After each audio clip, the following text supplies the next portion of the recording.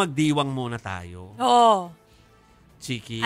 Yung kay natin, kabayan natin. Oo, dahil nagwagi si Filipino-American singer Jessica Sanchez. Yay! Finally! Sa season 20 po ng America's Got Talent. Naging emotional po ang 9 months na po na pregnant or buntis na si Jessica matapos ang hinirang na kampiyon.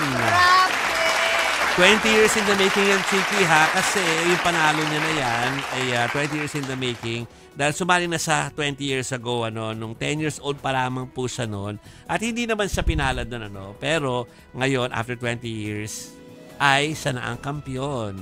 At alam niyo naman, may bubog pa po sa ating mga puso na hindi siya ang nanalo ng American Idol Season 11. Lungkot na lungkot ako noon. Ako din. Kalaban po niya doon si Philip Phillips. Oo, okay naman si Philip Phillips. Pero siyempre gusto natin manalo noon ay si Jessica.